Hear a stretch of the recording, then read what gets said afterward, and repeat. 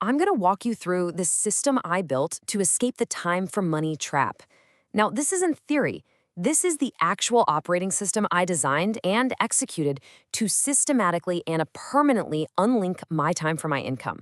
So pay close attention.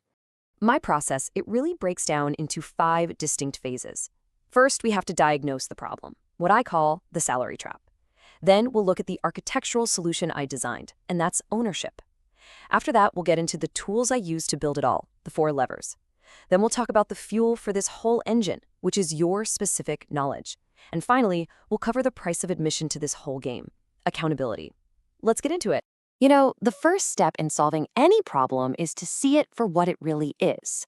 And I realized pretty early on that the default path, a salary job, it isn't a path to wealth. It's actually a closed loop, and it's engineered to keep you running in place forever.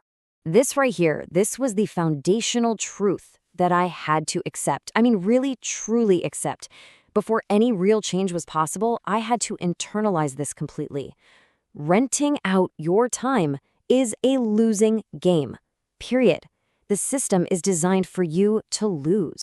I started to see that steady paycheck for what it actually was. It wasn't a reward. It was more like an anesthetic. It's just a recurring payment that's offered to you in exchange for giving up on the potential for massive, nonlinear growth. It's a bribe, plain and simple, to make sure you stay compliant in a system that has a hard-coded ceiling on what you can earn. I mean, the math is brutally simple when you look at it. Your inputs, your time, are finite. There are only 24 hours in a day, right? So when your outputs, your income, are directly chained to those inputs, well, your income is by definition capped. There is absolutely no way to escape this mechanical relationship. And that's the cage, this 1-to-1 ratio. You work more hours, you get a little more pay. A little more effort, a little more reward. It feels fair, but it's a trap. It makes exponential growth impossible. And I decided right then and there I had to break this linear relationship. It became my singular focus. So once I diagnosed the trap, I started to engineer a solution. The answer, I realized, wasn't to work harder inside the system. It was to exit the system entirely. And the key to breaking that link between time and money is one word: ownership. So I fundamentally re-architected my goal. I stopped thinking about making money and I started thinking about acquiring wealth. There's a huge difference. Money is what you get for trading your time. Wealth, on the other hand, is a portfolio of assets that work for you 24/7, whether you're actively involved or not. Just look at this comparison. Renting your time means when you stop working, the money stops. Simple as that. But owning assets, like equity in a business, means you own a piece of a system that works while you're on vacation, while you're sick, while you're sleeping. This was the crucial shift for me. I stopped trying to get a raise and started trying to own equity. It is the only real path. Now, to actually achieve this separation of time and money, I knew I needed force multipliers. I needed tools that would let me completely disconnect my inputs from my outputs. And these tools are called leverage. This was a huge realization for me. With the right lever, one single correct decision could generate more value than an entire lifetime of physical labor. You see, leverage doesn't multiply your effort, it multiplies the output of your judgment. And that distinction is absolutely critical. Now, what's really interesting here is the breakdown. There are 4 main forms of leverage. Labor, that's managing people, is the oldest. And in my assessment, it's just the messiest. I avoid it. Capital is obviously powerful, but it's permissioned. You need someone to give it to you. The real game changers are code and media. Why? Because they're permissionless. You don't need anyone's approval to create them. My entire system is built almost exclusively on these last 2. Think about it. This very explainer you're watching is an asset. It's media leverage in action. I'm recording these words one time, and the asset that comes from it will work for me indefinitely, long after I've moved on to the next thing. It scales with practically zero marginal cost.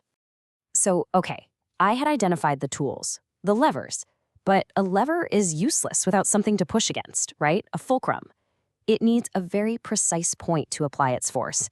And that point, I realized, is your specific knowledge. And this is the question that stops almost everyone.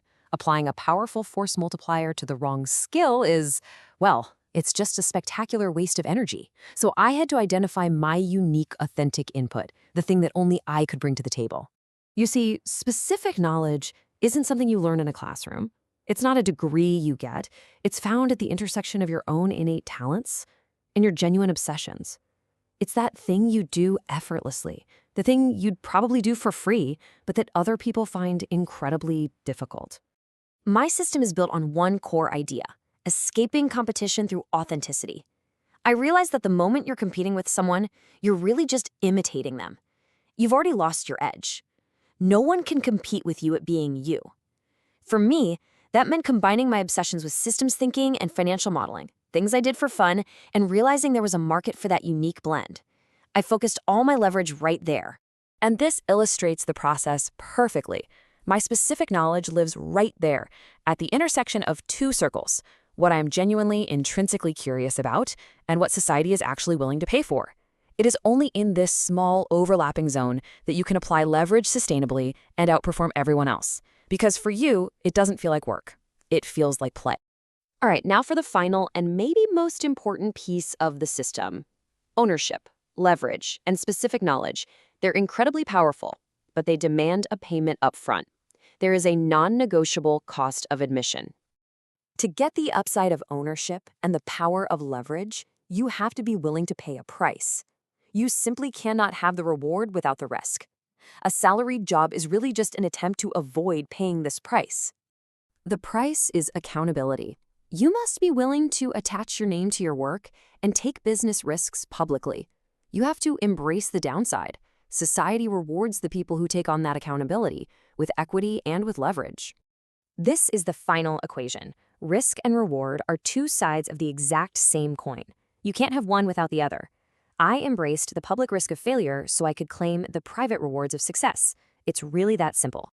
This isn't just a goal or some catchy phrase. This is an operating system for freedom. It is a solvable problem. The only real question is, are you willing to do the work to solve it?